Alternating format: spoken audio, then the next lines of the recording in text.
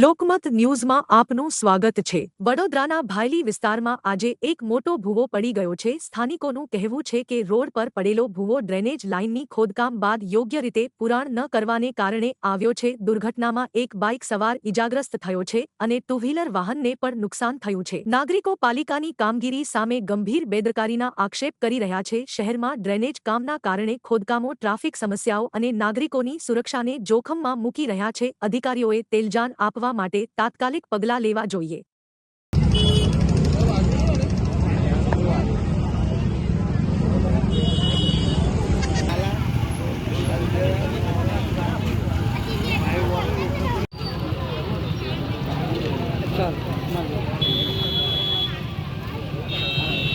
ખૂબ જ ગંભીર બેદરકારી પાલિકાની જણાઈ આવી છે।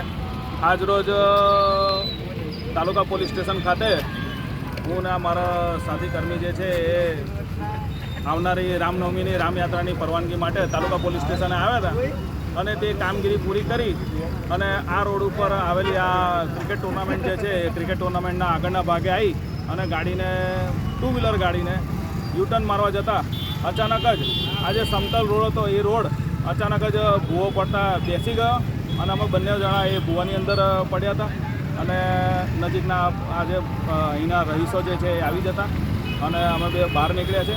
બાઇક બહાર નીકળી તેવી પરિસ્થિતિમાં નથી અને આજુબાજુના જે રોડનો જે ભાગ છે કિનારીઓ એ પણ ધીરે ધીરે તૂટી રહી છે। એટલે એ જોતાં પણ એવું નક્કી કર્યું કે આ બાઇક અત્યારના કાઢવું હિતાવહ રાખતું નથી એટલે ચોકડી પર એવું ને એવું યથાવત રાખ્યું છે। રિઝ્યુમમાં શું કહેશો? ખાસ કરીને કોર્પોરેશન હજુ રોડની કામગીરી ચાલી રહી છે, પરંતુ આ પ્રકારનો ભૂવો પણ મોટી જાનહાની પર થઈ શકે। મોટી જાનહાની એટલે નસીબ જ કહેવાય।